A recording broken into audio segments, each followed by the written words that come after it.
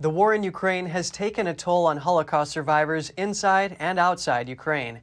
Many have fled Ukraine to Poland amid Russia's invasion that Moscow says is to denazify Ukraine. We hear how one family is personally affected.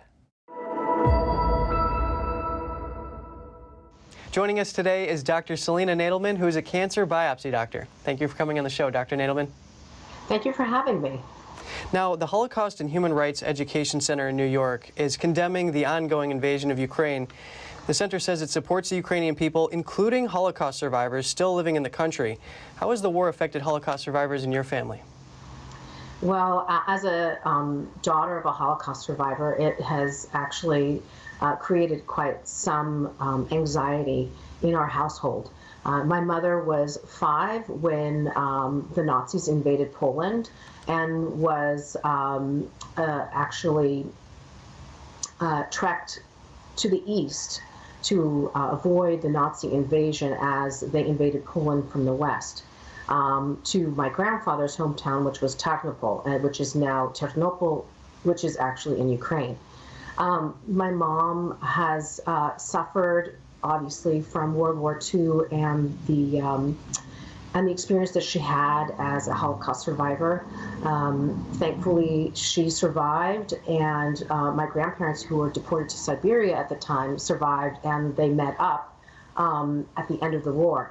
However, right now, it is rehashing new and old memories. My mom, she never was very morose about the Holocaust. She wasn't one of those people who cried or talked about it in any kind of, scary way when I was growing up. But now she's almost 88.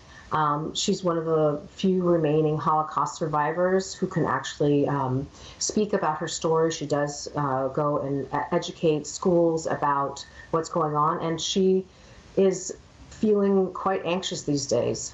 Dr. Nadelman, that must be so tough for her, just reliving all of this. And how has this war affected your husband?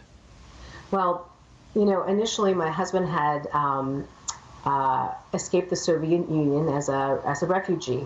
And so his view of his home back in the Soviet Union, which was, it was Ukraine, but part of the Soviet Union, he was glad to have that behind him. And he really didn't have any ties that he wanted to maintain because of his experience in the Soviet Union. But now what's interesting is as he watches, we're glued to the TV all the time, or we read things in the news, he is horrified. It has tapped into his subconscious, and he actually feels terrible for the people. And he watches his city. He grew up in Kiev, and he's just hoping that Russia doesn't decimate all the beautiful monuments and the old buildings that have been there for thousands of years. He's always said that Kiev is a beautiful city, and he loves cities that remind him of Kiev, that have, it's very beautiful and has parks and greenery and the beautiful buildings and monuments, and he fears that it will all be destroyed. Well, Dr. Nadelman, thank you so much for sharing your story with us today.